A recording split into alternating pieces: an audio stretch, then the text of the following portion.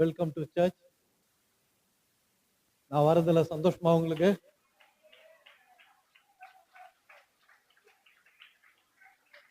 Thank you.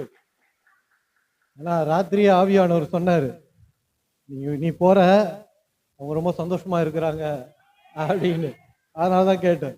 டவுட்டா கேட்கல, அதை விட 2 மடங்கு சந்தோஷம் உங்க மத்தியில வந்து நான் போதிப்பேன்.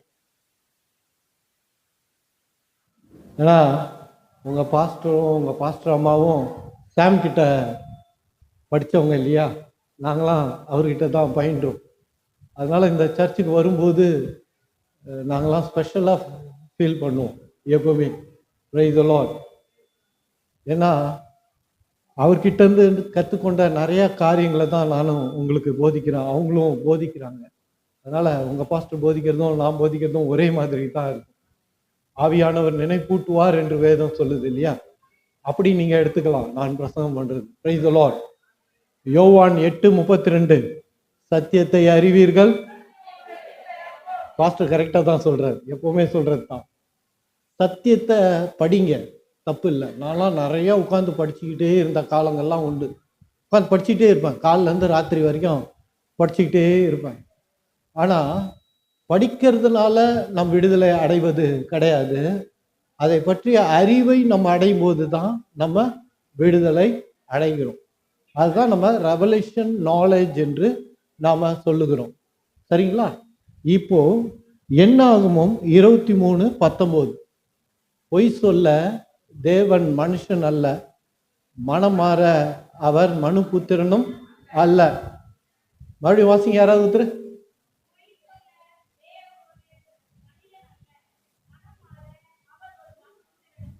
கடவுள் பொய் சொல்லவே மாட்டார், கர்த்தர் பொய் சொல்லவே மாட்டார். அப்போ இங்க வேதம் சொல்லுது பாருங்க, பொய் சொல்ல தேவன் ஒரு மனுஷன் அல்ல, அவர் பொய் சொல்ல தேவன் ஒரு மனுஷனும் அல்ல, மனமாற அவர் ஒரு மனுபுத்திரனும் அல்ல. அப்புறம் வாசிங்க தொடர்ந்து.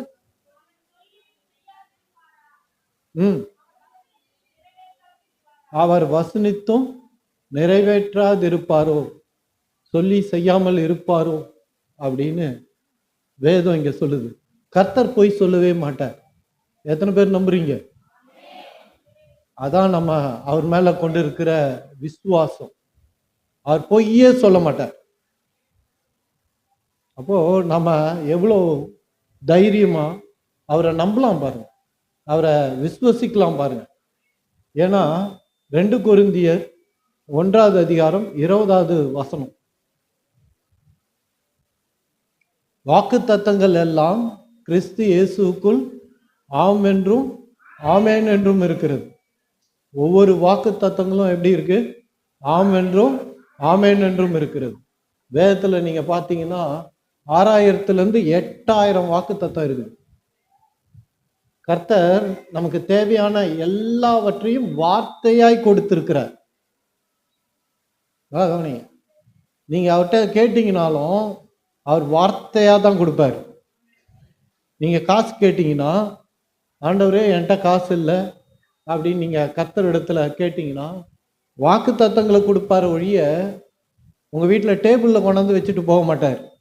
அந்த மாதிரி ஏதாவது நடந்தா கொஞ்சம் சொல்லுங்க, நானும் அந்த ஜபத்தை கத்துக்கிறேன். ஏன்னா நீங்க எத்தனை முறை எதை கேட்டாலும் கர்த்தர் வாக்கு தத்தமாகத்தான் கொடுப்பார். அதை நம்ம புரிஞ்சுக்கணும். அதனால்தான் சங்கீதம்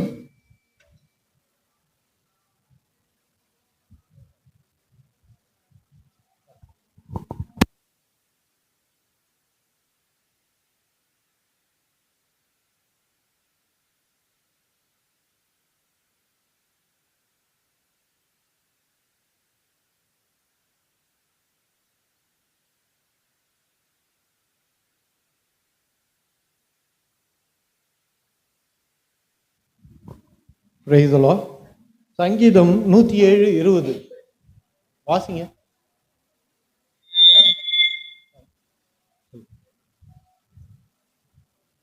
அவர் தமது வசனத்தை அனுப்பி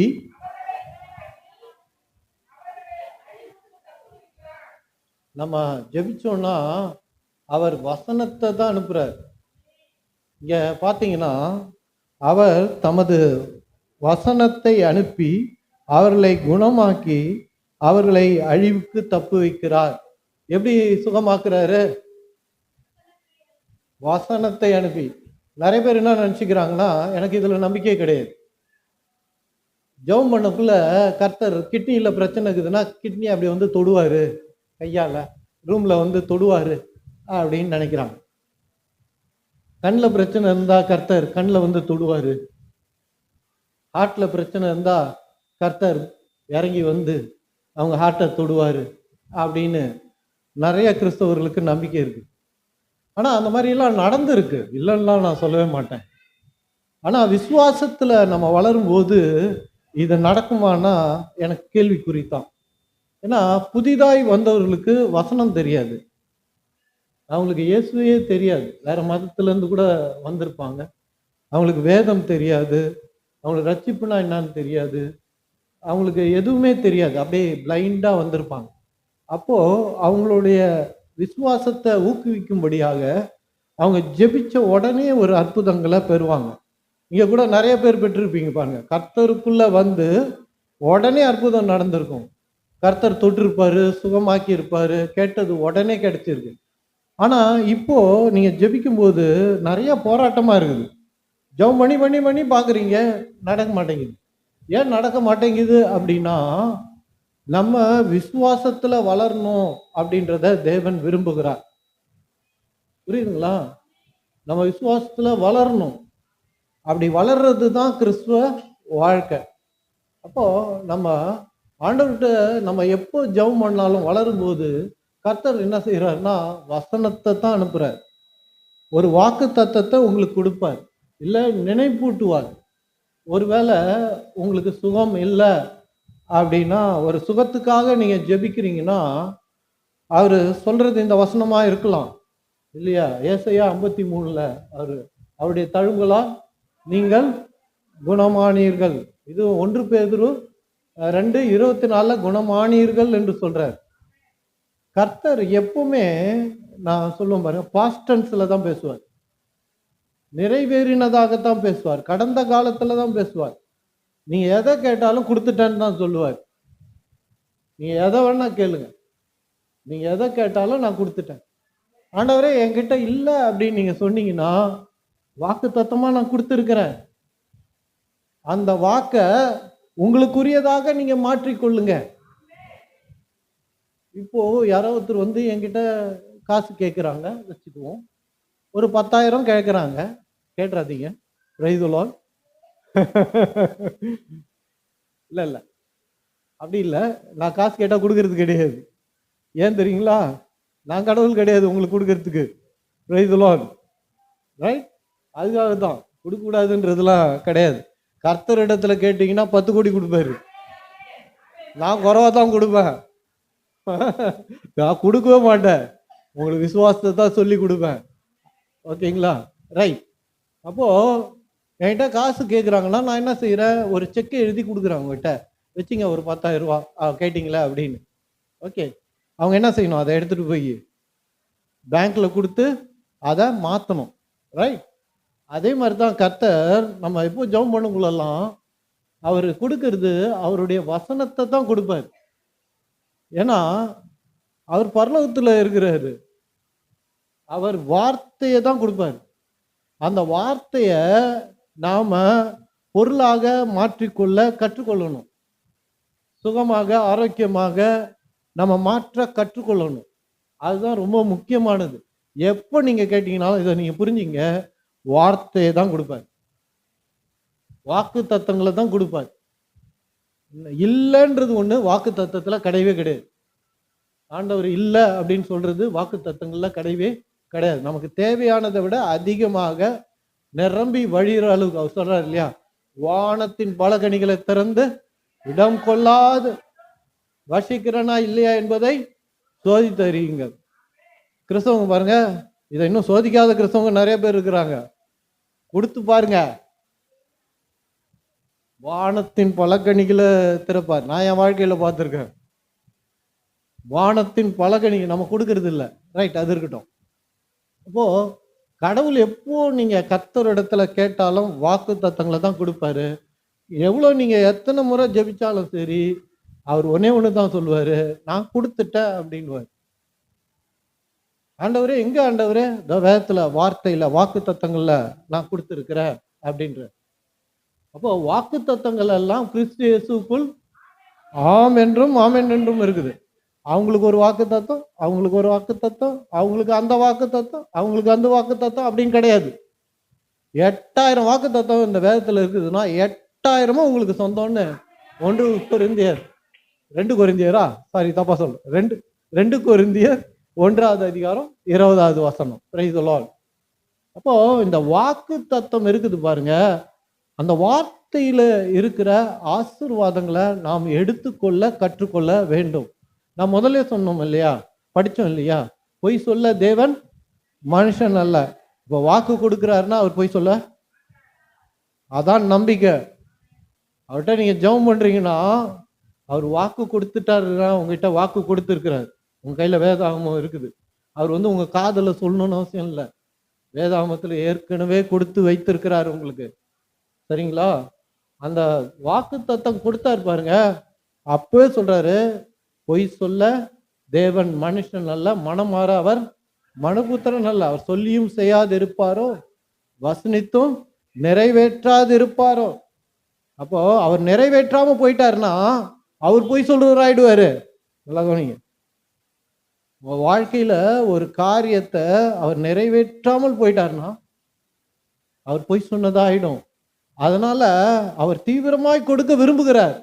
நீங்க விசுவசிப்பீங்கன்னா, வேதத்தை சரியாய் புரிந்து கொள்வீங்கன்னா, அந்த வெளிப்பாட்டின் அறிவை நீங்க பெற்றுக்கொள்வீங்கன்னா, அதான் சொன்ன பாருங்க, யோவான் 8:32 அடிக்கடி சொல்றது, உங்க பாஸ்டர் சொல்றது, சத்தியத்தை you will know the truth and the truth will set you free. சத்தியத்தை நீங்கள் அறிவீர்கள், சத்தியம் உங்களை விடுதலை ஆக்கும். கர்த்தருடைய வழிகள்லாம் ரொம்ப சுலபமானது. இன்னைக்கு நிறைய குழப்பிக் கொள்றோம், காம்ப்ளிகேட் ஆக்கிக்கிறோம், சிக்கலாக்கி கொள்றோம். நம்ம என்ன நினைச்சுக்கிறோம், 40 நாள் உபவாசம் இருந்தா தான் ஜெபத்தை கர்த்தர் கேட்பாருன்னு. ஆனா எங்கேயுமே வேதத்துல சொல்லல fast it shall be given அப்படின்னு. உபவாசம் பண்ணுங்கள் உங்களுக்கு கொடுக்கப்படும் எங்கேயாவது ஒரு வசனம் இருக்குதான்னு பாருங்க, இருக்கவே இருக்காது.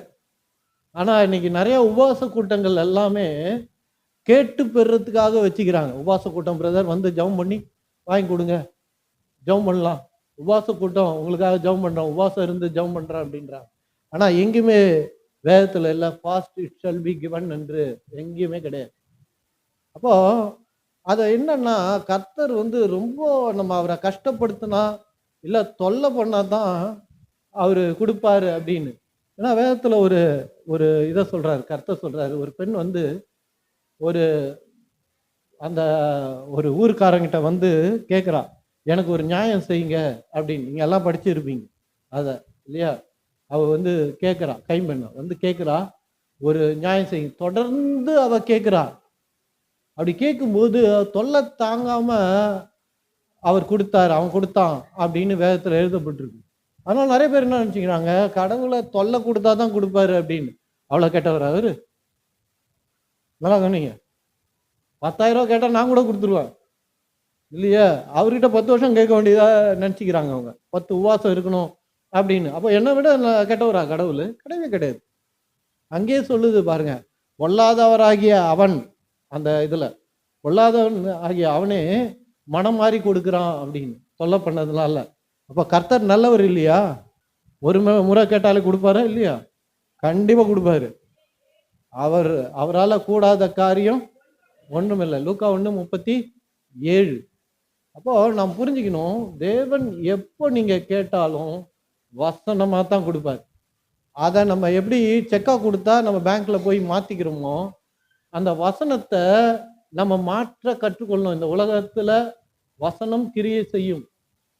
அந்த வசனத்தை நம்ம மாற்ற கற்றுக்கொண்டோம்னா வாழ்க்கையில் இருக்கிற பிரச்சனைகள் எல்லாம் தீர்ந்துடும், வியாதி எல்லாம் காணாம போயிடும், அதெல்லாம் ஒன்றும் இல்லாமே போயிடும். சங்கீதம் 1 எல்லாரும் வாசிச்சிருப்பீங்க. சங்கீதம் 1 தெரியாதவர்கள் ஒண்ணுமே கிடையாது, எல்லாம் படிச்சிருப்பீங்க. ஏன்னா சங்கீதம் 1 இல்லையா? ம் ம் ம் ம் அத சத்தமே இல்லையே. கர்த்தருடைய வேதத்தில் பிரியமா இருக்கிறதுல மட்டும் சத்தத்தை காணோம். ஆனா துன்மார்க்கன் வழி இதெல்லாம் நிறைய நம்ம கேட்டோம் இல்லையா? அது சரளமா சத்தமா வருது. துன் ஆ, ம். தியானமாய் இருக்கிற மனுஷன் பாக்கியவான். தியானம்னா என்ன?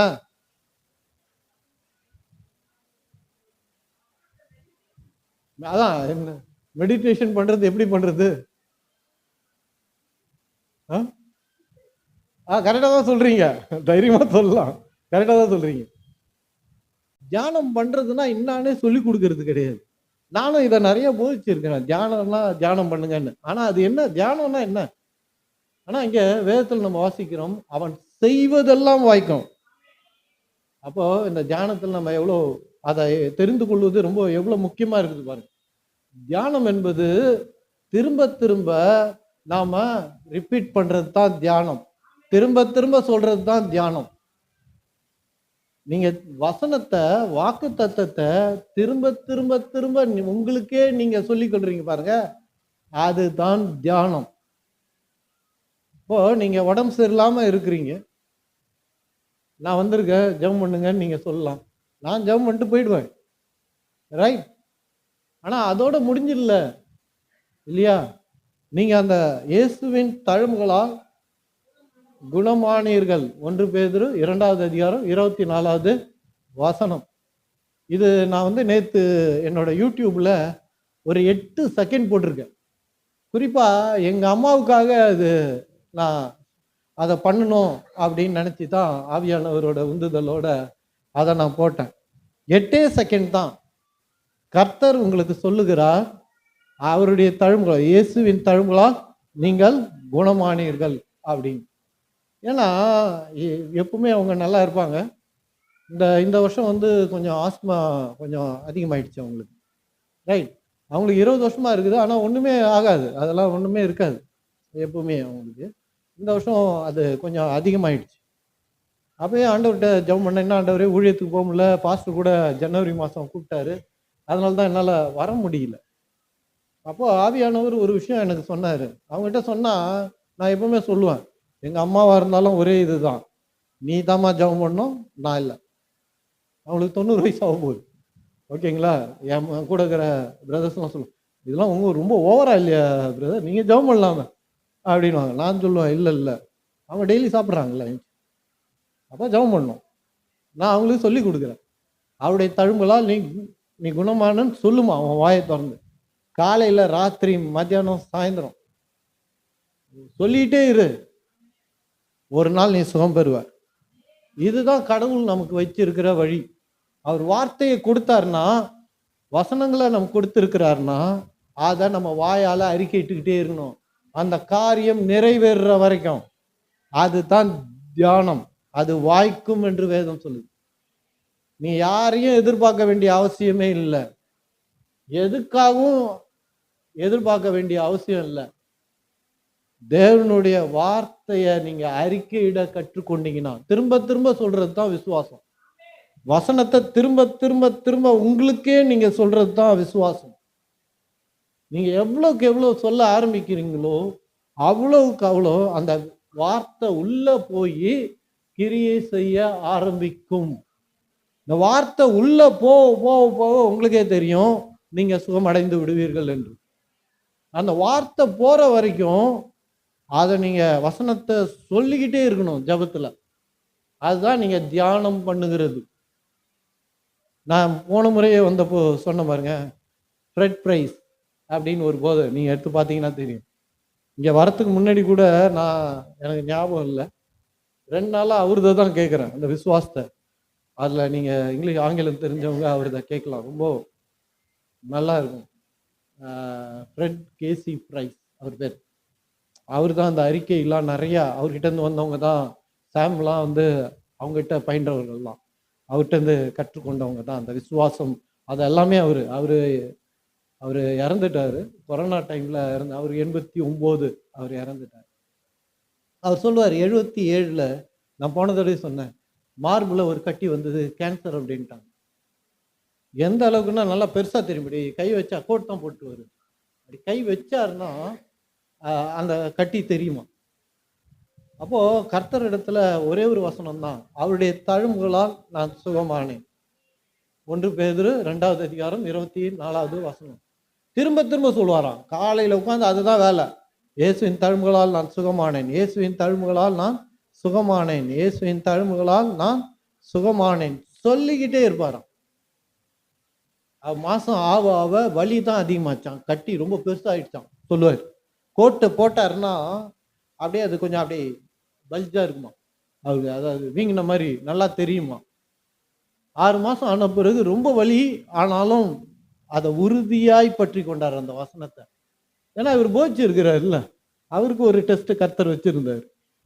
அப்போ ஒரு 8 மாதம் 9 மாதம் போச்சு. அன்னைக்கு இரவு அவர் படுக்கும்போது வலியாக இருந்தது, கை வச்சு பார்க்குறாரு, இவ்வளோ பெருசாரு.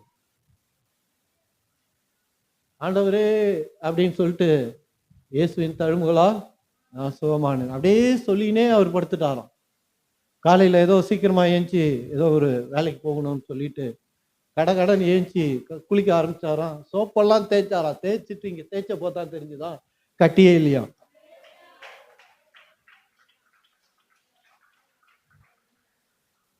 அதுக்கப்புறம் அவர் 40-50 வருஷம் இருந்தார். 77னா இப்போ 21 தான் இறந்தார் அவர். அப்போ ஏன்னா இதுதான் கடவுளுடைய வழி. உங்களுக்கு ஐஸ்வர்யம் இல்லைன்னா கவலைப்பட வேண்டிய அவசியமே இல்லை. கர்த்தருடைய ஆசீர்வாதமே திரும்ப திரும்ப சொல்லுங்க. அது உங்களுக்குள்ள மாத்திரை பார்த்தீங்களா, நீங்க போட்டு தண்ணியை ஊத்துனீங்கன்னா தொண்டை வரைக்கும் போச்சுன்னா வேலை செய்யுமா? இது வரைக்கும் போச்சுன்னா வேலை செய்யுமா? வயிற்றுக்கு போனா தான் வேலை செய்யும். அதே போலதான் தேவனுடைய வார்த்தையும் நமக்குள்ள இறங்க இறங்க இறங்க தான் அது கிரியை செய்யும். அதனால நிறைய பேருக்கு என்ன நம்பிக்கைன்னா 60 வயசு ஆயிடுச்சு பிரதர், அவங்க சொல்றது இனிமேல் வியாதி தான் பிரதர், ரிட்டையர் ஆகிட்ட, இனிமேல் வேற ஒன்றும் வேலை இல்லை, வேற என்ன யோசிப்பாங்க. எங்கள் அப்பாவுக்கு 30 வயசில் ஹார்ட் அட்டாக் வந்துச்சு பிரதர், இன்னும் எனக்கு வரல பிரதர், 60 வயசு ஆகுது, எங்கள் அண்ணனுக்கு வந்துடுச்சு, என் தம்பிக்கு வந்துடுச்சு. இன்னும் நிறைய பேர் ஹார்ட் அட்டாக் வந்த பிறகு 40 வயசில் வந்த பிறகு என்ன சொல்கிறாங்க, ஆமாம் பிரதர் எங்கள் அப்பாவுக்கும் அந்த வயசில் தான் வந்துச்சான், எங்கள் தாத்தாவுக்கும் வந்துச்சான், சயின்ஸ் படி அது கரெக்டாக, டாக்டர் அப்படி தான் சொல்கிறாங்க பாருங்க அப்படின்வாங்க. இன்னும் சில பேர் வரத்துக்கு முன்னாடியே 40 வயசில் வந்துடும்னுவாங்க, கரெக்டாக வந்துடும். அது புரியுதுங்களா? அப்படி இல்லை. உங்களுக்கு வரத்துக்கு முன்னாடியே உங்களுக்கு ஒரு வேளை வியாதி வந்துருமோ அப்படின்ற பயம் இருக்குதுன்னா, அதுக்கு முன்னாடியே வரத்துக்கு முன்னாடியே இயேசுவின் தழும்புகளால் நான் சுகமானேன் சுகமானேன் சுகமானேன் சொல்ல ஆரம்பிச்சிருங்க. ஏன்னா பிசாசு கிரியை செய்யறானா வெளியே கிரியை செய்வதில்லை. உங்க வாழ்க்கையில உங்க பேங்க் அக்கௌண்ட்ல கை வைக்கிறான்னு நீங்க நினைக்கிறீங்களா? உங்க உடல்ல கை வைக்கிறாங்கன்னு நீங்க நினைக்கிறீங்களா? அவன் வைக்கிறான்னு நினைக்கிறீங்களா? உங்க குடும்பத்துல யார் மேலேயே கை வைக்கிறான்னு, வீட்டுக்குள்ள நேராக காலை எடுத்து அப்படியே நடந்து வரான்னு நினைச்சுன்னுக்கிறீங்களா? இதெல்லாம் நீங்க சினிமால பாக்குறது தான். இந்த மோகினி எல்லாம் பாத்துக்கிறீங்களா? யாராவது பாத்துக்கிறீங்களா? இங்க நல்லா தெரிஞ்சுங்க, இந்த சினிமாக்காரங்க தான் நம்ம மைண்ட்ல இதெல்லாம் கிரியேட் பண்ணிட்டாங்க. நீங்க வேணா சினிமாவில் பாருங்க, அவங்க பண்ணது தான் இதெல்லாம். டிராக்குலாலாம் ஒன்றும் கிடையவே கிடையாது. இந்த பல்ல நீட்டின்னுக்கிறது இல்லை வெள்ளை அந்த அந்த வாசனை வர்றது, இதெல்லாம் நீங்கள் பார்த்தீங்கன்னா ஏதோ ஒரு டைரக்டர் ஏதோ ஒரு யோசனை வந்து அதை பண்ணி விட்டாங்களே ஒழிய அது நம்ம மைண்டுக்கு அது தெரிய ஆரம்பிக்குது, வேற ஒன்றுமே கிடையாது. பிசாசு கிரியை செய்கிறான்னா இங்கே தான் செய்கிறான். நல்லா தெரிஞ்சுங்க, நம்முடைய சிந்தனையில் தான் செய்கிறான், வேற எங்கேயுமே இல்லை. அதுதான் அவனுடைய பேட்டில் கிரவுண்டே. நம்ம சுகத்துக்காக நம்ம விசுவசிச்சோம்னா அவன் என்ன பண்ணுறான், ஜபம் முடிச்ச பிறகு நீ செத்துருவ, சீக்கிரம் உடல் குன்றிடும், உனக்கு மாத்திரை வாங்குறதுக்கே காசு இருக்காது, மருந்து வாங்குறதுக்கு காசு இருக்காது, சீக்கிரம் உன்னால் நடக்க முடியாது, கண்ணு தெரியாமல் போயிடும், அப்படி இப்படின்னு அவன் நம்ம சிந்தனையில் நமக்கு அவ்விசுவாசங்களை கொண்டு வரான். நம்ம என்ன நினைக்கிறோம், கர்த்தர் இடத்துல சுகமாகவும் என்று விசுவசிக்க தான் நம்ம மைண்டில் அவன் ப்ரெஷர் பண்ணுறான். இதை நீங்கள் அனுபவிச்சிருக்கீங்களா? எந்த ஒரு விஷயமா இருந்தாலும் ரொம்ப அழுத்தங்களை அவன் கொடுக்க ஆரம்பிக்கிறான். அவன் அழுத்தங்களை கொடுக்கும்போது நாம அவனுக்கு இன்னும் அதிகமாக அழுத்தங்களை கொடுக்கணும். ஜாய்ஸ் மேயர் சொல்லுவாங்க பாருங்க, அவன் அவன் வந்து உங்களை டார்ச்சர் பண்ணான்னா சும்மா இருக்காதீங்க, அவனுக்கு 2 மடங்கு திரும்பி கொடுங்க. நம்ம அவனை டார்ச்சர் பண்ண தெரிஞ்சுக்கணும், கற்றுக்கொள்ளணும். அப்போ நாம விசுவாசத்துல வளரணும்னா நாம செய்ய வேண்டியது ஒண்ணுமே கிடையாது. தேவனுடைய வாக்கு தத்தங்களை எடுத்து வாயால பேச ஆரம்பிக்கணும். ஒரு விஷயம் நமக்கு நடக்கலைன்னா அது சர்ச்சு ப்ராப்ளம் கிடையாது, சர்ச்சோட பிரச்சனை இல்லை, பாஸ்டரோட பிரச்சனை இல்லை, உங்க பக்கத்து வீட்டுக்காரன் பிரச்சனை கிடையாது. அதுக்கு காரணம் என்ன? விசுவாசத்தோட குறைவு. ஒரு நல்ல வாட்ட சாட்டமான ஆள் ஒருத்தர் இருக்கிறாருன்னு வச்சுங்க, அவரும் நானும் தள்ளுற போட்டியில பங்கு பெற்றோம்னா யார் ஜெயிப்பான்னு நீங்க நினைக்கிறீங்க? பாஸ்டர் நினைச்சிடாதீங்க, நான் தான் நினைச்சிடாதீங்க. அவங்க என்ன பண்ணுவாங்க? ஈஸியா தள்ளிடுவாங்க இல்லையா? அதே நான் முட்டைலாம் சாப்பிட்டு, முட்டை கோழி எத்தனையோ சாப்பிடுவாங்க பாருங்க, 10 21. அந்த மாதிரி சாப்பிட்டு ஒரு 6 மாசத்துல நல்லா அப்படியே ஜிம்முக்கெல்லாம் போய் ட்ரெயின் பண்ணிட்டு அந்த ஆள் என்கிட்ட வந்தா என்ன செய்வேன்? நான் பிடிச்சு சும்மா அப்படி தள்ளினாலே எவ்வளவு ஊந்துருவாரு. ஏன்? பிசாசு ஜெயிக்கிறான்னு தெரியுதுங்களா? நம்மகிட்ட விசுவாசன்ற பலம் இல்லை. அந்த விசுவாசன்ற பலத்தை அதிகரிக்கணும்னா நமக்கு தேவைகள் இருக்கு பாருங்க, அதற்கு தகுந்த வாக்கு தத்தங்களை எடுத்து எழுதியாவது வச்சுங்க, மார்க் பண்ணி வச்சுக்கலாம். ஓகே, ஒரு ஏதாவது புக் மார்க் மாதிரி கூட வச்சுக்கலாம். ஆனா எழுதியே வச்சுங்க. ரொம்ப வாக்கு தத்தம் இல்லை, சுகம் வேணும்னா ஒரே ஒரு வாக்கு தத்தம், இயேசுவின் தழும்புகளால் சுகம், அவ்வளவுதான். அதான் சொன்ன பாருங்க, அந்த வீடியோ 8 செகண்ட் தான். அது எதுக்கு நான் போட்டேன்னா, இவங்க வாயை திறந்து சொல்ல மாட்டாங்க இல்லையா? அதனால நம்ம என்ன செய்யணும்? யூடியூப் ஆன் பண்ணி அதை தட்டி விட்டு வச்சுட்டா போதும். இயேசுவின் தழும்புகளால் சுகமானன்ற வார்த்தை உள்ள போயிட்டே இருக்கும். அவங்களுக்கு தெரியாமே கூட போகும், தூக்க கலகத்துல கூட உள்ள போகும். புரியுதுங்களா? அது ஆவியானவர் கொடுத்தது. நான் தான் சொன்ன பாருங்க, ஆவிக்குரிய வாழ்க்கை ரொம்ப சிம்பிள், ரைட்? ஆனா அதுக்குன்னு டேப்லாம் நீங்க கேட்காதீங்க. அவங்களுக்கு வயசாயிடுத்து டேப் கேட்குறாங்க, டேப்பும் கேட்கலாம், நான் சொல்றேன் உங்களுக்கு அது எப்படின்னு. ஓகே, அப்போ இயேசுவின் தழும்புகளால் நான் சுகமானேன், இயேசுவின் தழும்புகளால் நான் சுகமானேன். இந்த வாயிலிருந்து வர அந்த வார்த்தை காதுக்குள்ள போய் நம்முடைய ஆவியில இறங்கிடுச்சுன்னா நோ டைம் அது உங்களுக்கு நடந்துடும். டாக்டர் கைவிட்டுருக்கலாம், மருந்து யார் வேணா கைவிட்டுருக்கலாம். ஆனால் உங்களுக்கு சொல்றேன், தேவனுடைய வார்த்தை உங்களை ஒரு பொழுதும் வெட்கப்படுத்தாது. அதனால்தான் சங்கீதம் 138:2 அவர் என்ன பண்ணியிருக்காரு? சகல பிரஸ்தாங்களை பார்க்கிலும் வார்த்தையை மகிமைப்படுத்தி இருக்கிறார். அப்படின்னா என்ன அர்த்தம்? வார்த்தை தான் மேலானது, வார்த்தை தான் உயர்வானது. கர்த்தரை நம்ம ஆராதிக்கிறோம். நான் கூட கடைசி ஆராதனை பாடலுக்கு வந்தேன். கர்த்தர் ஆராதிக்கப்பட வேண்டியவர், ஆராதனைக்கு உரியவர், கனத்துக்கு உரியவர், மகிமைக்கு உரியவர். ஆலயத்துக்கு வரும்போது ஆராதனையில கண்டிப்பாக பங்கு பெறணும். அந்த ஆராதனையில கர்த்தர் எந்த கிரியையும் செய்யறது இல்லை. உங்களுக்கு ஷாக்கா இருக்கலாம். ஆராதனை என்பது தேவனுடைய வார்த்தைக்கு நம்மளை அழைத்து போகிறது, நம்முடைய இருதயத்தை அது பக்குவப்படுத்துகிறது. பாட்டு பாடும்போது உணர்ச்சிகள் நிறைய வருகிறது இல்லையா? கைத்தட்டி பாடுறது, ஆடுறது எல்லாமே வேதத்துல சொல்லப்பட்டிருக்கு. பக்கத்துல இருக்கிறவங்கள டிஸ்டர்ப் பண்ணாத வரைக்கும். புரியுதுங்களா? நிறைய பேர் பாடுறான் ஆடுறான், ஆவியானவர் வந்துட்டாருன்னு பக்கத்துல இருக்கிறவங்கலாம் அப்படி உதைக்கிறது, அடிக்கிறது, இதெல்லாம் பண்றது. அவங்க அப்படி இப்படி கொஞ்சம் கொஞ்சமா அப்படி இப்படி விலகி போய் நின்றுப்பாங்க. பாத்துக்கிறீங்களா? அவங்க என்னமோ ஆவியில நிறைஞ்சிட்ட மாதிரி இவங்க நினைச்சுக்கிறாங்க. ஆவியானவர் இங்கேயும் கிரியை செஞ்சுட்டு பேசிக்கின்னு இல்ல பாடல் பாடி சொல்லிட்டு அங்கேயுமா அந்த மாதிரி பண்ணுவாரு. நல்லா பாருங்க, குழப்பத்துக்கு ஆவியானவர் கிடையாது, அவர் ஒழுங்கின் ஆவியானவர் இல்லையா? அதனால நான் இந்த மாதிரி டான்ஸ்லாம் ஆடுங்க பாடும்போது. அது உங்க பாஸ்டர் என்கரேஜ் பண்றாரா இல்லையான்னு தெரியல. நான் டான்ஸ் ஆடுறதுலாம் என்கரேஜ் பண்றது இல்லை. நீங்க ஆடணும்னு விருப்பப்படுறீங்களா ஆடுங்க, கை தூக்கணும்னு நினைக்கிறீங்க தூக்குங்க, இல்ல அமைதியா நிக்கிறீங்கன்னு நினைக்கிறீங்களா நிக்குங்க, கை கூப்பணும்னு நினைக்கிறேன் கூப்பு. ஆனா மத்தவங்களை டிஸ்டர்ப் பண்ணாம இருக்கணும். ஓகேங்களா? ஆவியானவர் மத்தவங்களை டிஸ்டர்ப் பண்ணி உங்க மேல இறங்கிட மாட்டாரு. அது என்னமோ வேற எங்கேயோ ஆடுற மாதிரிலாம் இருக்குது. அவங்கள ஆடுறவங்கள பார்த்தீங்கன்னா தெரியும் பாருங்க, வாரம் வாரம் வந்து ஆடுவாங்க. ஏன்னா அவங்க திருப்தி ஆகுற வரைக்கும் ஆடுவாங்க. அப்பதான் ஆவியானவர் வந்துட்டாருன்றது அவங்க நினைச்சுக்கிறாங்க. புரியுதுங்களா? அதனால நான் அந்த மாதிரி ஆடினா நான் கூட்டே சொல்லிடுவேன், அந்த மாதிரிலாம் ஆடலாம் ஆடாதீங்க, பக்கத்தில் கொஞ்சம் கஷ்டமா இருக்குது, அது ஆவியானவர் கிடையாது அப்படின்றத நான் தெளிவாக எப்பொழுதுமே சொல்லுவேன். ஒன்று. ரெண்டாவது, இன்னும் நிறைய பேர் கிறிஸ்தவர்களுக்கு இன்னொரு பழக்கம் ஒன்று இருக்குது. அது என்னன்னா வந்து நம்ம என்கிட்டயே சொல்லியிருக்காங்க நிறைய டைம், போன வாரம் பிரசன்னம் நல்லா இருந்தது பிரதர், அவ்வளோ அருமையா இருந்தது பிரதர், ஆனா இந்த வாரம் ஒண்ணுமே இல்லை பிரதர் அப்படின்வாங்க. இது ரைட்டா இது தப்பா அப்படின்னா தப்பு தான் அவங்க சொல்றது. ஏன் தெரியுங்களா? இயேசு என்ன சொன்னார்? 2-3 பேர் என் நாமத்துல கூடி வரும்போது, கூடி வந்தாலே அங்க இருக்கிறேன்றாரு. அப்புறம் பிரசன்னம் வித்தியாசம் ஆகுமா? நல்லா யோசிச்சு பாருங்க.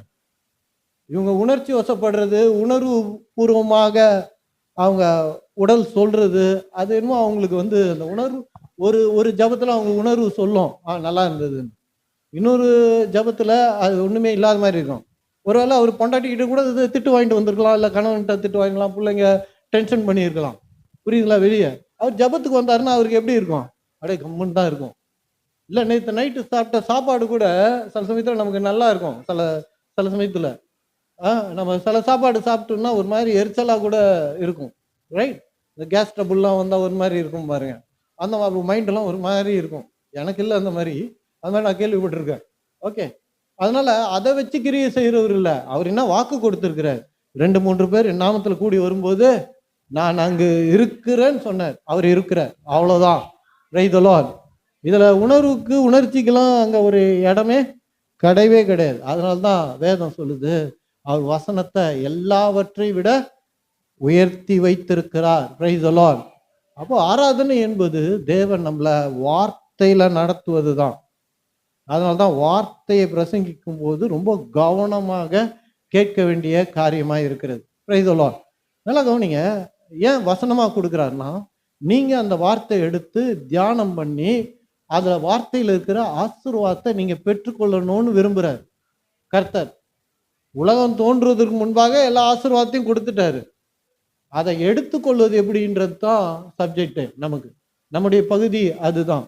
ரோமர் 10:17 நான் அடிக்கடி சொல்றது, விசுவாசம் கேள்வியினால் வரும், தேவனுடைய வசனத்தினால வரும். எங்க அந்த விசுவாசம் வருது? முட்டிக்கால் போடுறதுனால வருதா? கை தூக்கறதுனால வருதா?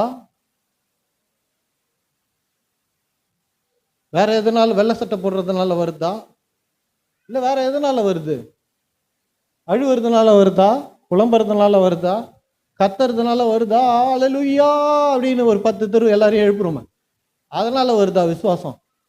இது எதுனாலையும் விசுவாசம் வருவது இல்லை. அதை நீங்க தெளிவா தெரிஞ்சீங்க. விசுவாசம் எங்கேருந்து வருது? எங்க இருக்குது விசுவாசம்?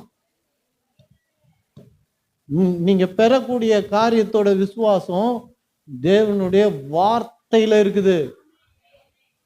ஏன்னா அது வார்த்தையில இருக்கிறதுனால அந்த விசுவாசமே கடவுள் தான், கர்த்தர் தான்.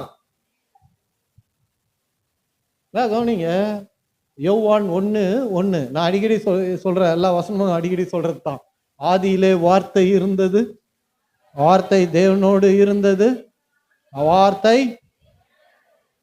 தேவனாய் இருந்தது. கர்த்தரோடு நீங்க ஐக்கியப்பட்டு இருக்கிறீங்களா அப்படின்னு கேட்டா நிறைய ஆவிக்குரிய மக்கள் யோசிப்பாங்க. ஐக்கியம் இருந்ததா பிரதர்? தெரியல பிரதர் அப்படின்வாங்க. இல்லை பிரதர், ரொம்ப நேரம் ஜெபிக்கிறவங்களுக்கு தான் ஐக்கியம் உண்டாகும். இல்லை ஒரு 10 பாட்டு பாடினா தான் தேவனோடு ஐக்கியப்பட முடியும் அப்படின்வாங்க. ஏன் 10 பாட்டு பாடலாமே அப்படின்னா, நான் பாடுறேன் பிரதர், ஒன்றும் ஐக்கியமே கிடைக்க மாட்டேங்குது அப்படின்றாங்க. கர்த்தரோடு நம்ம ஐக்கியம் கொள்ளணும்னா அவருடைய வார்த்தையோடு நம்ம ஐக்கியம் கொள்வது தான் கர்த்தரோடு ஐக்கியம் கொள்றது. ஏன்னா இந்த யோவான் 1:1 என்ன சொல்லுதுன்னா, ஆதியிலே வார்த்தை இருந்தது, அவ்வார்த்தை தேவனோடு இருந்தது, அந்த வார்த்தை இந்த வார்த்தையோடு நம்மளை ஐக்கியப்படுத்தும் போது நாம தேவனோடு ஐக்கியப்படுகிறோம். புரியுதுங்களா?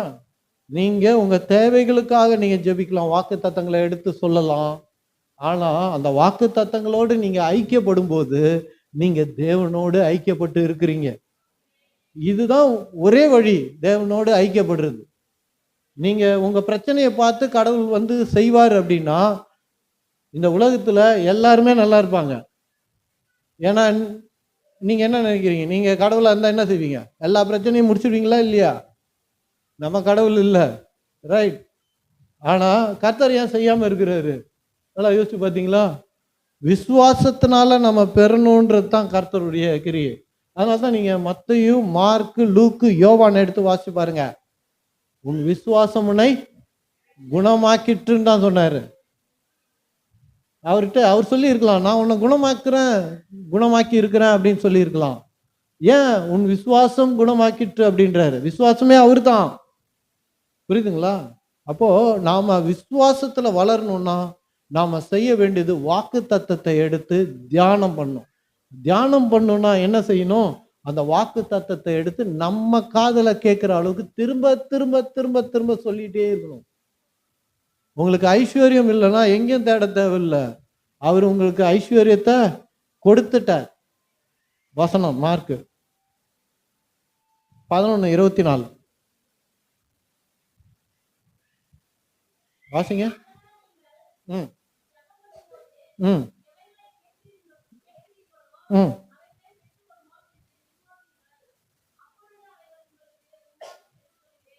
Price the Lord. போன முறை வந்து நான் இந்த வசனம் எடுத்தேன், ஞாபகம் இருக்குங்களா? நான் என்ன சொன்னேன்? ஞாபகம் இருக்கா? சொன்னேன்ல, கண்டிப்பா சொல்லியிருப்பேன். உங்க பாஸ்டர் சொல்றாரு பாருங்க, இவர் இதெல்லாம் தான் எடுப்பாரு அப்படின்னு. அதே தான், அது ரைட்டு, 100% ரைட்டு. அதே தான் நானும் எடுக்கிறேன். ஆவியானவர் அதான் சொல்ல. என்ன சொன்னேன் ஞாபகம் இருக்குங்களா? என்ன சொன்னேன்னா ஒன்றும் கிடையாது. அத வசனத்தை நான் மறுபடியும் வாசிக்கிறேன். வாசிங்க. அது இல்லை, எவனாகிலும் கீழே. ஆதலால் நீங்கள் ஜெபம் பண்ணும்போது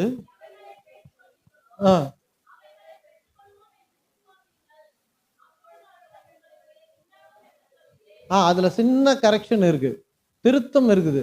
அது என்ன? Praise the lord. பெற்றுக்கொண்டோம் என்று விசுவசிங்கள்னு தான் வருது. ஆங்கிலத்துல யூ ஹேவ் ரிசீவ்டுன்னு வருது.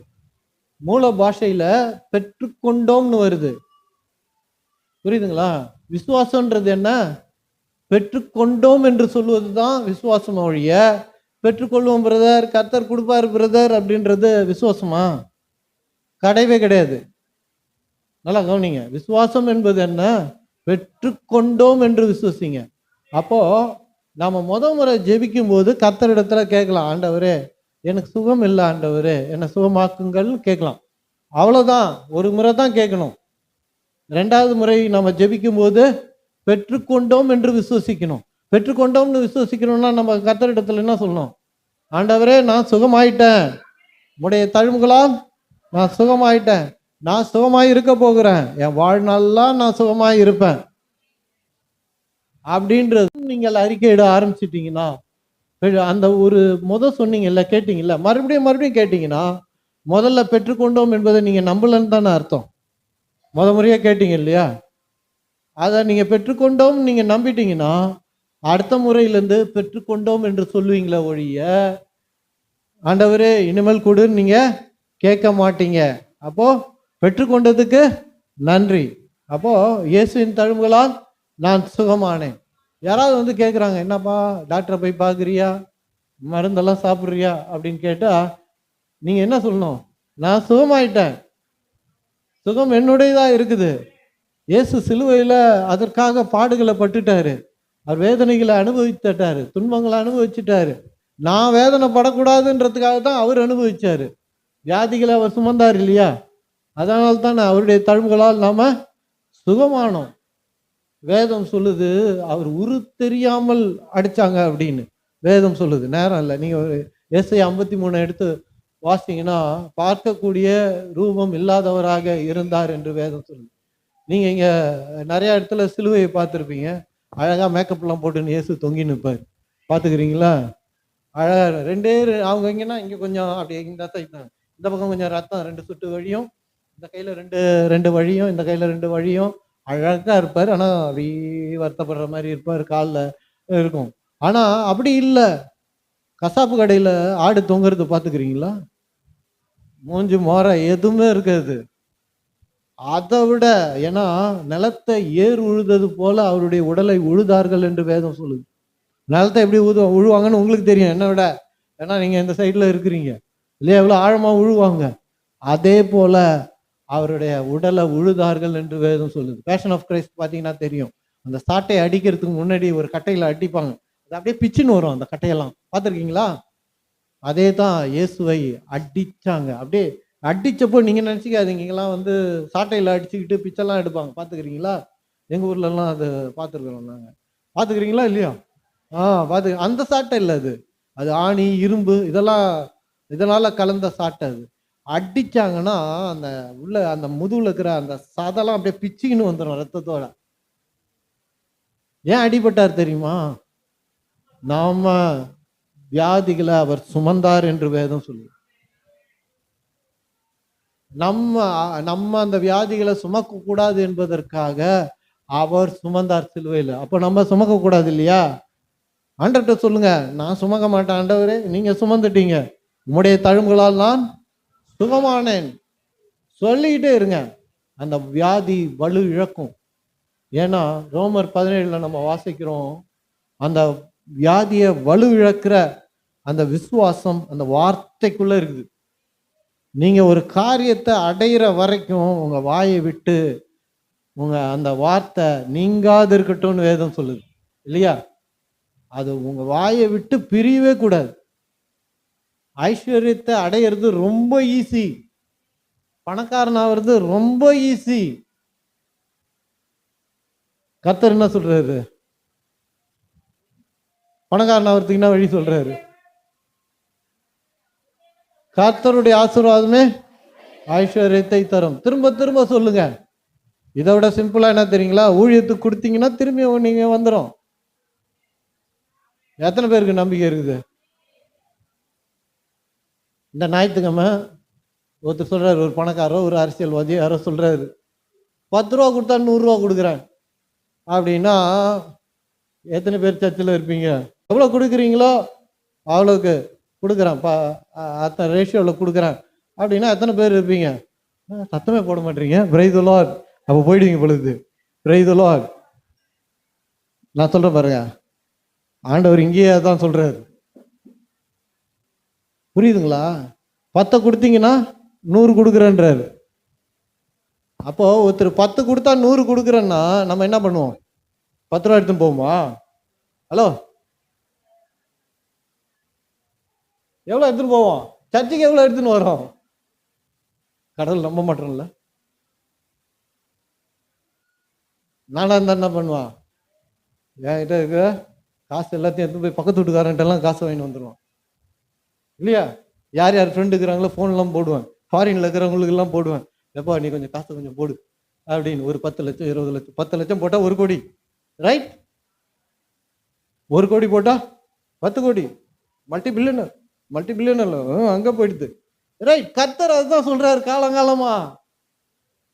ஹலோ, நீங்க 10 கொடுத்தீங்கன்னா, அதுவும் எங்கேயுமே சொல்ல அவரு சோதித்து பாருங்கன்றார். எங்கேயுமே செய்யுங்கன்னுவாரு, இதை செஞ்சு எப்படின்னுவாரு. ஆனா அங்க மட்டும் தான் சொல்றாரு, என்ன செக் பண்ணி பாருங்க அப்படின்றார். நம்ம என்ன செய்யணும்? கொடுக்கிறவர்களாக மாறணும். அதனால தான் வேதம் சொல்லுது, கொடுங்கள் அப்பொழுது கொடுக்கப்படும், அமுக்கி குலுக்கி மடியில சரியல அளவுக்கு போடுவாங்க. நீங்க கொடுத்து பார்த்துருக்கீங்களா? கொடுத்தவங்க ஏழையாவே இருக்க மாட்டாங்க, தெரியுமா? கொடுத்தவங்க ஏழையாவே இருக்க மாட்டாங்க. ஊழியத்துக்கும் சரி ஏழைக்கும் சரி யாருக்கு கொடுத்தவங்களும். ஆனா எப்படி கொடுக்கணும்? அழுதுனே கொடுக்கக்கூடாது. பாஸ்டர் சொல்லிட்டாரு, அவர் ஒரு போதகரை வேற கூட்டின்னு வந்து சொல்லிட்டாரு அப்படின்லாம் நினச்சிக்க கூடாது. Price the Lord. ஏன்னா நீங்க நல்லா தெரிஞ்சுங்க, முதல்ல நம்ம விசுவாசமே ஃபைனான்ஸ்ல தான் வரணும். ஆமா, ஏன்னா ஈஸியாக கர்த்தரிடம் இருந்து ஐஸ்வர்யத்தை பெற்றுக்கொள்ளலாம், ரொம்ப சுலபம். ஒரு ஹீலிங் கூட பெற்றுக்கொள்றது கஷ்டமா இருக்கும் பாருங்க நிறைய பேர். ஆனா ஃபைனான்ஷியலாக, அதாவது பொருளாதார ரீதியாக சுலபமாக நம்ம பொருளாதார ரீதியாக மேலே வந்துடலாம்.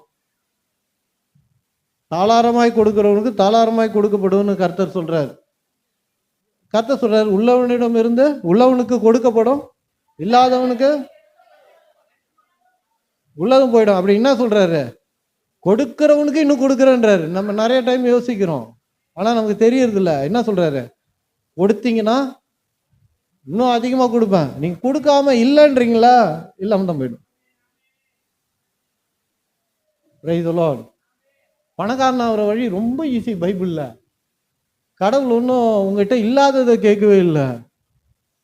கர்த்தர் 10 கேட்கிறாரு. இன்னும் புதிய ஏற்பாட்டில் பார்த்தீங்கன்னா, உற்சாகமாய் கொடுக்கிற இடத்துல தேவன் பிரியமா இருக்கிற. நான் இங்க நீங்க நல்லா கேறீங்க. பழைய ஏற்பாட்டுல 10 இருக்குது. புதிய ஏற்பாட்டில் அவர் சொல்றது 10 இல்லை. உற்சாகமாய் கொடுக்கிற இடத்துல கொடுக்கும்போது எப்படி கொடுக்கணும்? சர்ச்சுக்கு உற்சாகமாய் கொடுக்கணும், இல்லை கொடுக்காதீங்க. உண்மையா நான் சொல்றேன், உற்சாகமாய் கொடுக்கிறவனுக்கு தான் கொடுக்கப்படும் வேதம் சொல்லுது. தேவன் பிரியமா இருக்கிறார். நீங்க பாத்தீங்கன்னா ஒரு விதவை பாருங்க, 2 காசு தான் வச்சிருந்தாங்க. 2 தானே, 1 இல்லைன்னு நினைக்கிறேன், 2 தான்.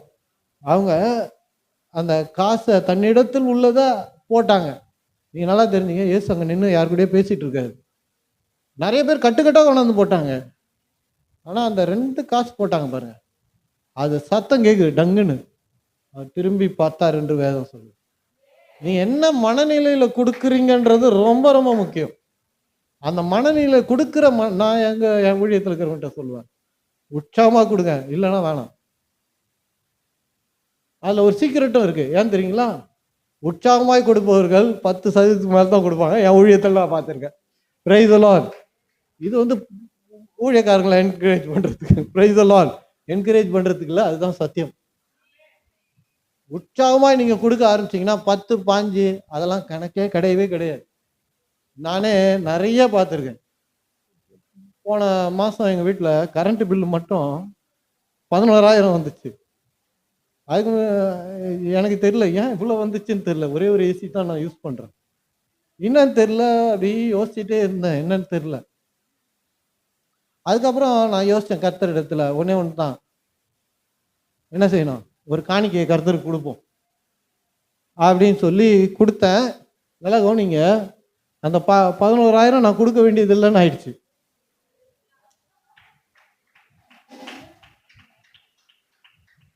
ஆமா. அப்போ பொருளாதார நெருக்கடின்னு வரும்போது, நெருக்கடின்னு இல்லை, எப்போ வந்தாலும் கர்த்தருடைய காரியங்களுக்கு நீங்க கொடுக்க ஆரம்பிங்க. அப்படியே அது என்ன சொல்றது, சந்தோஷமா கொடுங்க, மகிழ்ச்சியா கொடுங்க, அது உங்களுக்கு பெருகும். கர்த்தர் சொல்றாரு பாருங்க, மடியில சரீர அளவுக்கு போடுவா. எத்தனை பேர் அனுபவிச்சிருக்கீங்க? இதான் என் வாழ்க்கையில நிறைய அனுபவிக்கிறேன். நான் வேலைக்கு போறதே கிடையாது இல்லை, ரைட்? அப்போ நீங்க பாருங்க, ஒன்னே ஒண்ணுதான் என்னோட நோக்கமா இருக்கும், ஊழியத்துக்கு கொடுப்பேன், இல்லை பீச்சில் நடக்கும்போது வாயில கை விட்டேன்னா யாருக்கோ கொடுப்பேன். நான் எப்போ கொடுத்தாலும் அது 100 மடங்கு திரும்பி வராம போனதே கிடையாது. அதனால்தான் ஊழியத்துக்கு கொடுப்பது, ஏழைகளுக்கு கொடுப்பது, ஏழை கொடுக்கிறவன் கர்த்தருக்கு கடன் கொடுக்கிறான். Price the Lord. சரி, இந்த ஏன்னா ஏன் இதை நான் சொல்ல வந்தேன்னா, பொருளாதார ஆசீர்வாதம், பொருளாதாரத்தில் நீங்க வாங்க கத்துக்கிட்டீங்கன்னா தான் சுகத்தை வாங்குவது உங்களுக்கு ஈஸியா இருக்கும். ஆமா, ஏன்னா ரொம்ப சுலபமாக பொருளாதாரத்தை நம்ம விசுவசிச்சு தேவனிடத்துல பெற்றுக்கொள்ளலாம். பெற்றுக்கொள்றது ரொம்ப ஈஸி, நிறைய பேருக்கு தெரியும். ஆனா சுகம் என்பது ரொம்ப கஷ்டமா இருக்குது. ஏன் தெரியுங்களா? தேவனை நீங்க உங்க பணத்துல நீங்க நம்புறது இல்லை. நீங்க கொடுக்குற காசுல நீங்க, நான் ஆண்டவரே நான் எல்லாத்துலயும் உங்களை நம்புறேன், ஆனா நான் கொடுக்குற காசுல மட்டும் நான் நம்பல அப்படின்னா உங்க விசுவாசம் இல்லைன்னு தான் அர்த்தம். அதனால உற்சாகமாய் கொடுத்து பாருங்க, அடுத்த வருஷம் எப்படி இருக்கிறீங்கன்னு நீங்க பாப்பீங்க. Price the Lord. சரி, தியானம் பண்றத நம்ம பார்க்குறோம். காசு இல்லைன்னா நம்ம செய்ய வேண்டியது என்ன?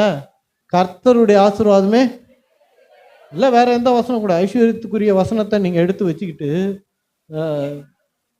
ஆஸ்தியும் ஐஸ்வர்யமும் சங்கீதம் 112. ஒரு விசுவாசியோட படம் அது. வாசிங்க எடுத்தவங்க வாசிக்கலாம்.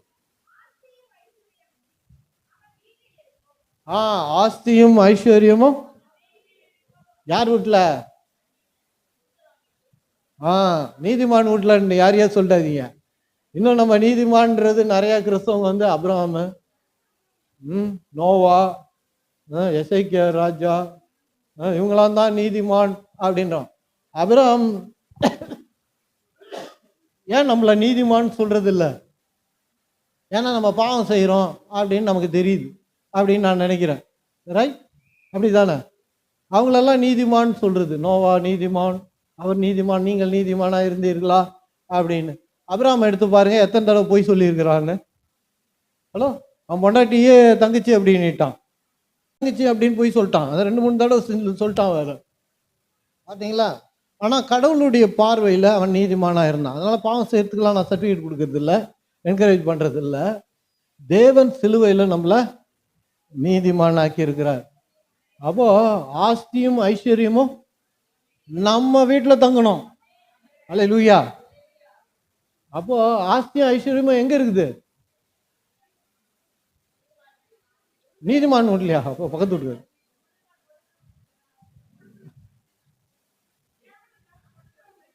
எங்க இருக்கு? கொடுக்குறவங்க வீட்டில் இருக்கு. ரைட்டு. அப்புறம் எங்க இருக்குது ஐஸ்வர்யமும் ஆஸ்தியும்? யார் அது? Praise the lord. God bless, God bless. எங்க இருக்கு? உங்களுக்கு தேவையான ஆஸ்தி எங்க இருக்கு? ஆஸ்தி எங்க இல்லைன்றாதீங்க. உங்களுக்கு ஒரு இடம் இருக்குன்னு வச்சுங்க, ஒரு ஃப்ளாட் இருக்குது. தமிழில் இடம் தானே சொல்லுவோம், லேண்டா? தமிழில் இல்லை, அது இங்கிலீஷில் இல்லை. இடம் ரைட். 1 ஏக்கர் இடம் இருக்குதுன்னு வச்சுங்க, ஒரு நிலம் இருக்குன்னு வச்சுங்க. எதை வச்சு நம்புறது உங்களுக்கு இருக்குதுன்னு? வார்த்தையை வச்சு தான் நம்பணும். நீங்கள் என்னை கூட்டின்னு போய் இதுதான் பிரதர் என் இடம் பிரதர் அப்படின்னீங்கன்னா நான் நம்ப மாட்டேன். ஆனால் பத்திரத்தை காமிச்சிங்கன்னா நான் நம்பி தான் ஆகணும். அல்லேலூயா. ஆஸ்தி எங்கே இருக்கு? உங்களுக்கு இருக்கா இல்லையா? டாக்குமெண்ட் எங்கே இருக்கு? இதான் டாக்குமெண்ட்டு. ஹலோ, இதான் உயில். விளங்குச்சா?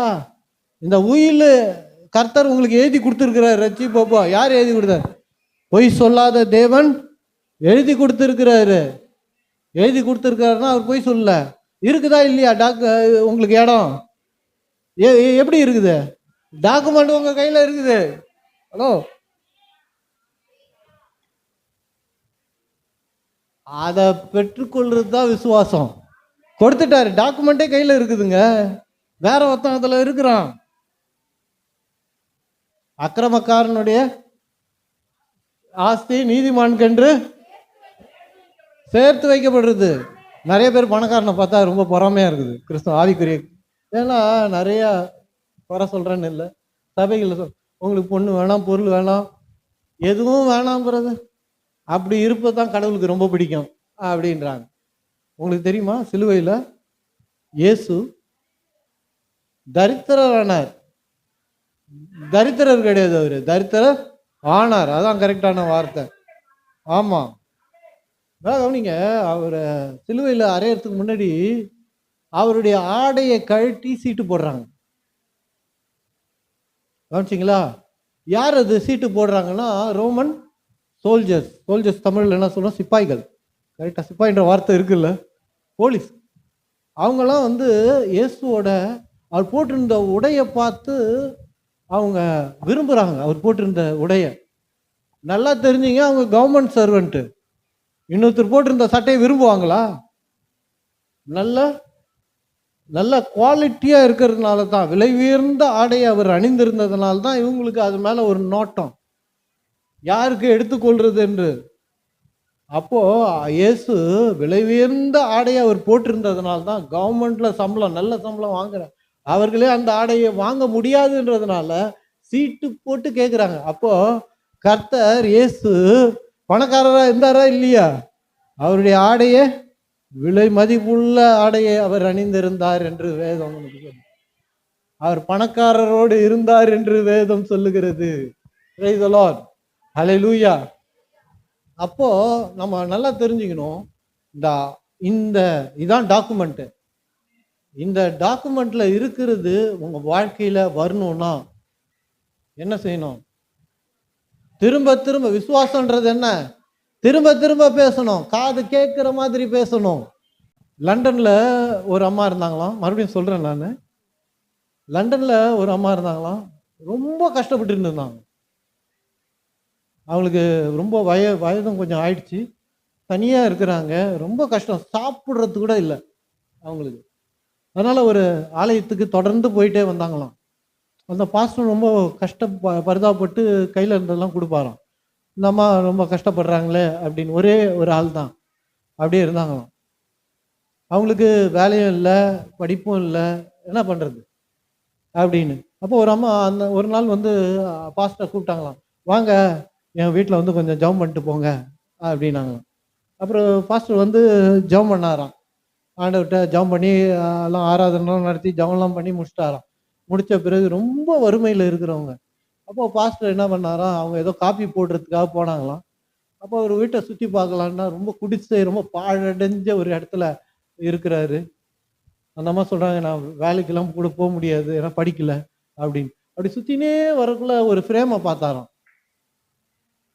ஃப்ரேமை பார்த்துட்டு உத்து பார்த்துட்டு அந்த அம்மாட்ட கேட்டாராம், என்னம்மா இந்த ஃப்ரேமு என்ன அப்படின்னா, நான் ஒரு பணக்கார முதலாளிகிட்ட வேலை செஞ்சேன், அவர் சாவறதுக்கு முன்னாடி நான் நல்லா வேலை செஞ்சேன், உண்மையாக இருந்தேன்னு சொல்லி எனக்கு ஒரு சர்டிஃபிகேட் கொடுத்துட்டு போனார், அதை தான் மாட்டி வச்சுருக்கேன் அப்படின்னாங்களாம். அது பாஸ்டர் சொன்னாராம், நீ அதை என்னென்ன படிச்சியா? இல்லை எனக்கு படிப்பு அறிவு இல்லைங்க அப்படின்னு. அப்போது பாஸ்டர் சொன்னாராம் படித்து பார்த்துட்டு, அம்மா அது உயில், அவரோட சொத்தெல்லாம் உனக்கு தான் எழுதி வச்சிருக்கிறாரு. அப்படிதான் நம்ம இருக்கிறோம் கிறிஸ்தவங்க, எல்லா சொத்தையும் இந்த எழுதி இங்கே வச்சுக்கிறாரு. ஆண்டவரே ஒன்றும் இல்லை, எனக்கு எந்த வசதியும் இல்லை, நான் பிறந்த ஊர் இப்படி, எங்கள் அம்மா அப்பாலாம் ஒன்றும் சம்பாதிக்கல அப்படின்னு சொல்லிட்டு இருக்கிறோம். அந்த பெண்ணை போல நமக்கு அவர் இந்த உலகத்தையும் எழுதி வச்சிருக்கிறார். பூமியும் அதன் நிறைவும், பிசாசு கிடையாது பூமி. எங்கேயுமே பைபிள் வந்து பூமியை வந்து பிசாசிட இருக்குதுன்னு நினச்சிக்காதீங்க. உலகத்தின் அதிபதி அப்படின்னோடனே நீங்கள் என்ன நினச்சிக்கிறீங்க, இந்த பொருளுக்கெல்லாம் அவன் அதிபதி பொழுது அப்படின்னு நீங்கள் நினச்சிக்கிறீங்க. இந்த பொருளுக்கெல்லாம் அவன் அதிபதி கிடையாது. உலகம்ன்றது வேர்ல்டு, ஜன கூட்டத்துக்கு தான் அவன் அதிபதி. பார்க்குறீங்களா? இந்த பொருளுக்கெல்லாம் அதிபதி கிடையாது. இதை உண்டாக்குனது யாரு? கர்த்தர் தான். சங்கீதம் 115 நினைக்கிறேன், அதில் சொல்றாரு, பூமியும் அதன் நிறைவும் கர்த்தருடைய இது. அவருதுன்னா யாருது? எப்படி அது உங்களுது? நீங்க அவங்க புள்ள, அவ்வளவுதான். ஆட்டோமேட்டிக்கா உங்களுக்கு வந்துடும். அதுதான் புரியுதுங்களா? ஆட்டோமேட்டிக்கா உங்களுக்கு தான் வரும்.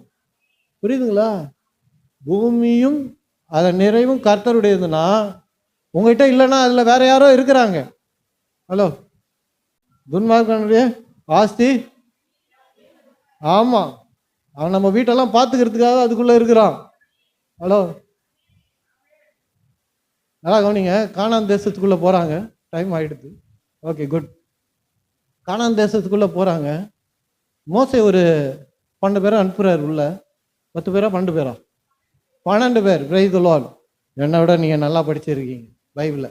ஆமா, உண்மையா எங்க ஊழியத்திலேயும் அதுதான் பிரச்சனை வரும். பிரதருக்கு நிறைய பதில் சொல்லுவாரு. ஆமா, பிரைஸ் தி லார்ட். ஹல்லேலூயா. 12 பேர் அனுப்புறாரு. அதுல 10 பேர் வந்து நம்ம உள்ள போக முடியாது, ஏன்னா அங்க ராட்சதர்கள் இருக்கிறார்கள், பெரிய பெரிய ராட்சத மனுஷர்கள் இருக்கிறாங்க. நம்ம உள்ள போகணும்னா நம்மள ஒன்றும் இல்லாம அப்படியே ஈஸியா காலால மேய்ச்சி ஒன்றும் இல்லாம ஆக்கிடுவாங்க அப்படின்றாங்க. ஆனா காலேபும் யோசுவாவும் சொல்றாங்க, எளிதாக சுதந்தரித்து கொள்ளலாம். வேதத்தில் இருக்கிற வாக்கு தத்தங்களை நம்ம எளிதாக சுதந்தரித்து கொள்ளலாம். நமக்கு நிறைய வீடு இருக்குது. Praise the lord. ஹல்லேலூயா. உங்களுக்கு தெரியுமா, நியூயார்க்ல இருக்குது, கர்த்தர் வச்சிருக்கிறா. அமெரிக்கால இருக்குது, ஜெர்மன்ல இருக்குது. அதெல்லாம் கிளைம் பண்ணியிருக்கீங்களா? 80வது மாடியில் பென்ட் ஹவுஸில் எல்லாத்துலேயும் உங்களுக்கு வீடு உடைமைகள் எல்லாமே இருக்குது. அதோட டாக்குமெண்ட் யார்கிட்ட இருக்குது? அதை வச்சு என்ன பண்ணுறீங்க? Very good, very good. Price the Lord. வரலாம் கிடையாது. Price the lord. Hallelujah. Encourage பண்ணுறதுக்கு தான் ஆண்டவருடைய வார்த்தை நம்மளை என்கரேஜ் பண்ணிடும். ஹல்லேலூயா. அப்போ டாக்குமெண்ட் உங்ககிட்ட இருக்குதுன்னா கிளைம் பண்ணுமா இல்லையா? எப்படி கிளைம் பண்ணுறோம்? ஜெபத்தில் திரும்ப திரும்ப சொல்கிறோம். அதை எடுத்துக்கொள்ளக்கூடிய விசுவாசமும் இங்கே தான் இருக்குது. உள்ள அவங்க கொண்டாந்து கொடுத்துட்டு போயிடுவாங்க. பில் வின்ஸ்டன் என்ற ஒரு பிரசங்கி இருக்கிறார். நீங்கள் கேள்விப்பட்டிருக்கீங்களா என்னன்னு தெரியல. ஆனால் நான் நிறையா கேட்டிருக்கேன். அமெரிக்காவில் அவர் ஆப்பிரிக்கன் அமெரிக்கன். கரெக்ட். அவர் ஒரு விஷயம் சொல்லுவார், நான் உங்களுக்கு சொல்ல விரும்புகிறேன். ஏன்னா அவர்கிட்ட இருந்து நிறையா கற்றுக்கொண்டு இருக்கிறோம். இது சமீபத்தில் ஒரு 6-7 மாதத்துக்கு முன்னாடி ஃப்ரான்ஸுக்கு போனார். ஃப்ரான்ஸுக்கு அவர் தங்கினார்னா 11 ஸ்டாரில் தான் தங்குவார். வேறு எதுலேயும் தங்க மாட்டார். சாதாரணமாக அவர் சொல்கிறாரு, சிகாகோவுக்கு அவர் வரும்போது $200 வந்தார் அவர் மனைவியோட. ரைட்டுங்களா? அப்போ நிறையா பிரசங்கம் கேட்டிருக்காங்க. Praise the lord. ஹல்லேலூயா. நல்லா கவனிங்க. ஃப்ரான்ஸுக்கு போய் அவர் எப்பவுமே அவரோட சொந்த ஜெட்டில் தான் போவார். வேறு ஃப்ளைட்லலாம் போவார். ப்ரைவேட் ஜெட்டில் தான் போவார். அவர் அப்படி ஜெட்டில் போய் பாரிஸில் இறங்கிட்டார். இறங்கிட்டு ரூமுக்குள்ளே போகிறாரு. இதுக்கு போகிறாரு, ஹோட்டல் போயிட்டு இந்த மாதிரி அவர் ஏற்கனவே புக் பண்ணியிருக்கிறாரு. பில் வின்ஸ்டன் வந்திருக்கிறேன், எனக்கு ரூம் அப்படின்னக்குள்ளே அவன் கொடுக்க மாட்டேன் அப்படின்ட்டான். என்னன்னா இவர் கருப்பராக இருக்கிறாரு, ஆப்பிரிக்கனாக இருக்கார், இவரால் பே பண்ண முடியுமா என்னன்னு தெரியலையா அப்படின்ட்டு, உங்களுக்குலாம் ரூம் கிடையாது 11 ஸ்டாரில் அப்படின்னு சொல்லி இன்னுமே டிஸ்கிரிமினேஷன் கிறிஸ்தவ ஊர்கள்லேயே இருக்குது பாருங்க. கொடுக்க மாட்டேன் அப்படின்ட்டாங்க. அவர் சொன்னாராம், ஒரே ஒரு வார்த்தை தான் சொன்னாராம், நான் ஃப்ளைட்டில் வந்திருக்கேன், சொந்த ஃப்ளைட்டில் அப்படின்னாராம். அடுத்த நிமிஷம் சாவியை கொண்டாந்து கையில் கொடுத்துட்டு போயிடாராம். Price the lord. ஹல்லேலூயா. அவர் ஒரு முறை சொல்கிறாரு, போன வருஷம் சொன்னானா இல்லையா? Price the Lord. அவர் ஒரு முறை ஒரு சர்ச்சுக்கு போனாராம். ரொம்ப சின்ன சர்ச்சு, 100 பேர் இருந்த ஒரு சர்ச்சு கூப்பிட்டாராம் ஒரு பாஸ்டர். சரி 100 பேர் தான் இருக்கிறாங்க, இவரை ஏன் கஷ்டப்படுத்தணும் அப்படின்ட்டு அவர் என்ன பண்ணாராம், ஒரு ஹோட்டலில், ஒரு ஸ்டார் ஹோட்டலில், அவர் தான் 11 ஸ்டாரில் தங்குவார். 11 ஸ்டாரில் ரூம் போட்டு அங்கேயே சாப்பாடு, ஏன் பாஸ்டர் நம்ம கஷ்டப்படுத்தணும் அப்படின்னு சொல்லிட்டு 11 ஸ்டாரில் போட்டுட்டு பிரசங்கம் பண்ணுறதுக்கு வந்தாராம். பிரசங்கம்லாம் முடித்து ஆண்டவர் ஆசீர்வதிப்பார், எல்லாத்தையும் அவர் நல்லா பிரசங்கம் பண்ணுவார். ஏன்னா நாங்களாம் அவர்தெல்லாம் நிறைய கேட்டு வளர்ந்துருக்கோம். அப்போது அவர் சொல்கிறாரு, பிரசங்கம் முடிச்ச பிறகு பாஸ்டர்கிட்ட சொன்னாராம், எங்கே அவர் ஏன் கஷ்டப்பட போகிறாரு, சின்ன சர்ச்சாக வச்சுருக்கிறாரு அப்படின்னு சொல்லிட்டு அவர் சொன்னாராம், நான் அங்கே பார்த்துக்கிறேன், சாப்பாடு ஹோட்டலில் நான் புக் பண்ணிட்டேன், ஆர்டர்லாம் அங்கேயே பார்த்துக்கிறேன் பாஸ்டர் அப்படின்னாராம். பாஸ்டர் சொன்னாராம், இல்லை என் கூட தான் சாப்பிடணும். இல்லை நான் வரல, நான் போகிறேன் அப்படின்னாராம். அந்த பாஸ்டர் சொன்னாராம், ஒரு விஷயம் இருக்குது வாங்க அப்படின்னாராம். சரின்னு சொல்லிட்டு ஆராதனை முடிஞ்சு 2 பேரும் கிளம்பி போனாங்களாம். அந்த பாஸ்டர் ரிட்டர்ன் போனாராம். பில் வின்ஸ்டன் இவர் ஃப்ளைட்டில் வந்திருக்கு, ரிட்டர்ன் போகிறார். போய் அவர் வீட்டுக்கிட்ட போய் நின்னா 6 டோர் உள்ள வீடு இருக்குது, 6 கதவு உள்ள வீடு, ஃபோல்டிங் டோர், ஆனால் மடிக்கிற டோர். அந்த கதவை ஒரு ஆள் வந்து திறந்தானா. அப்போ அந்த பாஸ்டர் சொன்னாராம், இதான் என் வீடு அப்படின்னாராம். அப்படியே உள்ள கார் எடுத்துன்னு போனாங்களாம். போனால் ஒரு ஃபவுண்டைன் இருந்துதான். ஃபவுண்டைனுக்கு தமிழில் என்னன்னு தெரியல, எல்லாருக்கும் புரியுதா? நீர்வீழ்ச்சி. நீர்வீழ்ச்சி. நான் ஒன்றும் பெருசாக இங்கிலீஷ்காரெல்லாம் கிடையாது, நானும் இங்கிலீஷ் தனக்கு தான் பேசுவேன், சில வார்த்தைகள் வரமாட்டேங்குது இப்போ யூஸ் பண்ணி, வேற ஒன்றும் இல்லை. அங்கே ஒரு ஃபவுண்டைன் இருந்துதான். அதை தாண்டி போனால் ஒரு பெரிய பேலஸ் மாதிரி இருந்தான், பெரிய பங்களா இருந்ததுதான். இவருக்கு ஆச்சரியமா இருந்ததுதான், சின்ன சர்ச் வச்சுக்கிறாரு, இவ்வளோ பெரிய வீட்டில் இவ்வளோ பெரிய வீடா அப்படின்னு சொல்லிட்டு உள்ளே போகிறான். கோடி கணக்கில் போகும் பொழுது உள்ளே போய் உட்காந்து சாப்பிட்டுனே இருந்ததுக்குள்ள அவர் சொன்னாராம், அந்த பாஸ்டர் கூப்பிட்ட அந்த வீட்டோட பாஸ்டர் சொன்னாராம், உங்களுக்கு தெரியுமா இந்த வீடு எப்படி வந்துச்சு அப்படின்னாராம். எப்படி அப்படின்னு கேட்டாராம். ஒரு நாள் ஒருத்தன் நைட்டு ஃபோன் பண்ணி என் வீட்டை வந்து எடுத்துன்னு போ அப்படின்னானா. உண்மையாக நடந்தது. ஹலோ, ஃபோன் வரும், வச்சுக்கிறீங்களா ஃபோனு? ஃபோன் இல்லாதவங்க யாரும் இருக்காதீங்க. அவர் ஐஸ்வர்யவான் கர்த்தர், அவருடைய பிள்ளைங்க எப்படி இருக்கணும்? கர்த்தர் பரலோகத்தில் எப்படி இருக்கிறார் தெரியுங்களா? வழி ஓரத்தில் உட்காந்து பிச்சை எடுத்து நகராரு, தங்கத்தில் ரோடு போட்டிருக்கிறாரு. Praise the lord. எப்படி போட்டாரு? நம்ம ஊரில் பாருங்க, நீங்கள் பார்த்துருப்பீங்க, ரோடு போடுறது யாரும் பார்க்காம இருக்க மாட்டீங்க. தாரை உருக்கி ரோடு போடுவாங்க. நம்ம கர்த்தர் பணக்காரர் இல்லையா, தங்கத்தை உருகி ரோடு போட்டாரு. Price the Lord. இங்க இருக்கிற சுல்தானாலையும் சரி, பில்கேட்ஸ்னாலையும் சரி, யாராலையும் போட முடியாது அவங்க வீட்டுல தங்கத்தை. கர்த்தர் உத்தரால் தான் போட முடியும். அவர் மதில்களை வைரத்தினால அலங்கரிச்சு இருக்கிறாரு. இதோட ரெப்ளிகா, பர்லவத்தோட ரெப்ளிகா தான் இந்த பூமி, மறந்துடாதீங்க. அதோட ஜெராக்ஸ் தான் இது. புரியுதுங்களா? அவ்வளோ பணக்காரர் நம்முடைய கர்த்தர். நம்ம என்னன்னா 5-10 ஜம் பண்ணின்னு உட்காந்துட்டு இருக்கிறோம். Price the Lord. தம் பிள்ளைங்களுக்கு எப்படி கொடுப்பாரு? அதுக்கெல்லாம் வாரிசு யாரு? கிளைம் பண்ணுங்க, திரும்ப திரும்ப சொல்லுங்க, தியானம் பண்ணுங்க, வசனத்தை எடுத்து. ஹலோ, அதை பெறக்கூடிய விசுவாசம். ஒரு நாள் ஒருத்தன் ஃபோன் பண்ணுவான் பாருங்க, முதல்ல போனை வாங்கி வைங்க. Praise the lord. Smart phone வாங்கி வைங்க, சாதா போன்லாம் வாங்கி வைக்காதீங்க. யூஸ் பண்ண பட்டன் போன்லாம் நோ.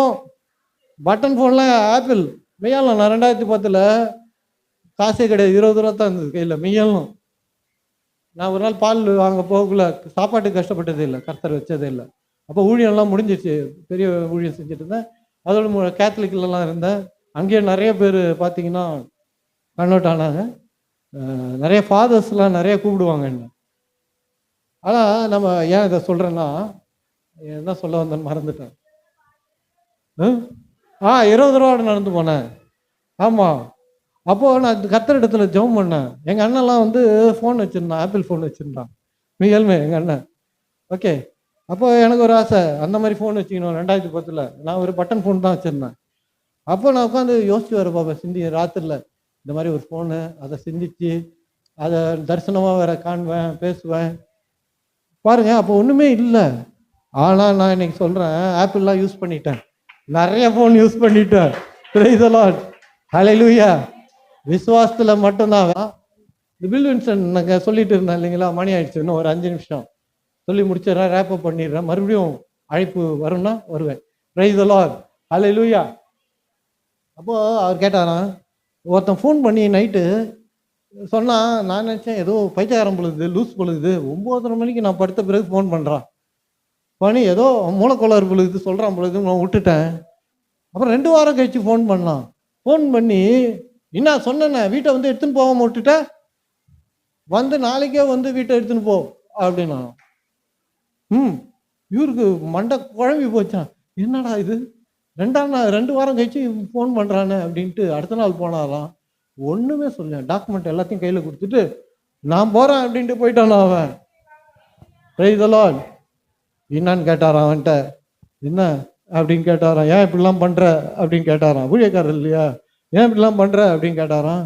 உங்கள் ஆண்டவர் சும்மா இருக்க விட மாட்டுறாரு, சும்மா இருக்க தூங்க விட மாட்டுறாரு, வீட்டை கொடுத்தியா இல்லையான்னு டெய்லி கேட்டுனே இருக்கிறாரு. ஒரு தடவை சொன்னா பரவாயில்ல, அன்னையிலேருந்து டெய்லி சொல்றாரு, நீ கொடுத்தியா இல்லையா. அவர் உள்ள சொல்லினே இருக்கிறாரு. என்னால் டார்ச்சர் தாங்கவும் முடியல, கொடுத்துட்டு போயிட்டேன் அப்படின்னா. Praise the lord. Hallelujah. Hallelujah. இப்போ சத்தமா சொல்லலாம், ஹல்லேலூயா. ஹல்லேலூயா. சம்பாதிச்சா வாங்கணுன்றீங்களா? ஆஸ்தியும் ஐஸ்வர்யமும் நீதிமான் வீட்டில் தங்கி இருக்கும். நீ கட்டாத பெரிய பட்டணங்களையும், நீ நிரப்பாத சகல வஸ்துகளால் நிரம்பின வீடுகளையும், நீ நடாத திராட்சை தோட்டங்களையும் ஒலிமர தோப்புகளையும் நான் உனக்கு தருவேன். Praise the lord. நம்ம மறக்க மாட்டோம் கர்த்தரை. Praise the lord. ஹல்லேலூயா. அது பழைய ஏற்பாடு, மறந்துட்டாங்க. நம்மளை கர்த்தர் இயேசு என்ன சொல்றாரு, கடைசி நாளில் நான் உங்களை உயிர்ப்பிப்பேன் அப்படின்னார். ஹல்லேலூயா. நான் உன்னை விலகுவதும் இல்லை, நான் உன்னை விட்டு விலகுவதும் இல்லை. அது சொல்ல, நீங்க விட்டு விலகுவதும் இல்லை, கைவிடுவதில்லைன்னு அப்படி சொல்லி இருந்தாருன்னு வச்சுங்க, நான்லாம் என்னைக்கே போயிட்டு இருப்பேன். ஆண்டவர்கிட்ட நான் சொல்லியே போயிட்டேன். 2009 என்னமோ, ஆண்டவரே வேணாம், இந்த வாழ்க்கையே வேணாம், எனக்கு விசுவாச வாழ்க்கை வேணாம், ஊழியம் வேணாம், எதுவும் வேணான்ட்டு நான் வேணானே சொல்லிட்டேன் ஆண்டவர்கிட்ட. ஊழியக்காரனாக இருந்தேன், நல்லா நிறைய பேரை வழி நடத்தினேன். அப்படிப்பட்ட நான் ஒரு நாள் சொன்னேன், அவர் சொல்லியிருந்தாருன்னா நீங்கள் என்னை விட்டு விலக மாட்டீங்கன்னா நான் என்னைக்கே போயிட்டு இருப்பேன். அவர் என்னை விடவே இல்லை இன்னை வரைக்கும். Price the Lord. ரொம்ப ஹார்டாக டீல் பண்ண வேண்டியது நான் தான் அவருக்கு. நிச்சயமாக நான் அடிக்கடி எங்கள் ஊழியத்தில் இருக்கிறவங்களாம் சொல்லுவேன், நான் கடவுளாக இருந்தால் என்னை தேர்ந்து கொண்டு இருக்க மாட்டேன் அப்படின்னு. ஊழியத்தில் ரொம்ப டிஃபிகல்ட் பர்சன் நான். நீங்கள் பார்க்குறீங்க, ஆனால் ரொம்ப டிஃபிகல்ட். ஆண்டவர் ரொம்ப கஷ்டப்படுறேன், இன்னுமே கூட கஷ்டப்பட்டுன்னு இருக்கிறாரு. Praise the lord. ஹல்லேலூயா. ஆனால் என்ன அதுக்கப்புறம் தான் போதித்தார். அதுதான் அதுதான் நான் உங்களுக்கு போதிக்கிறேன் 2000க்கு அப்புறம் 10க்கு அப்புறம். Price the Lord. சரி, டைம் ஆயிடுச்சு. அப்போ தியானம்னா என்ன, அது சொல்லி முடிச்சிடுறேன். சொல்லுங்க. சொன்னீங்கன்னா நான் வாக்கு தத்தங்களை எது வரைக்கும் சொல்லுவீங்க? நிறைவேற வரைக்கும். ஹல்லேலூயா. பங்களா வர வரைக்கும், சுகர் வியாதியிலேருந்து மற்ற எந்த வியாதியிலேருந்து சுகம் வர வரைக்கும். யார் என்ன வேணா சொல்லட்டும், நடக்காது கூடாது, நீங்க இந்த ஊர்ல இருக்கீங்களா, எதை வேணா சொல்லட்டும், அவங்க பாட்டுன்னு சொல்லிட்டு போட்டோம். ஆனா ஒரு நாள் அவங்களுக்கு முன்பாக, பயவர்களுக்கு முன்பாக உங்கள் பாத்திரம் நிரம்பி வழியும். தாவீது அதுதானே சொல்றாரு, பாத்திரம் நிரம்பி வழியும். வழிதான் இல்லையா? ஹல்லேலூயா. வழியும். எங்க இருக்குது டாக்குமெண்ட்டு?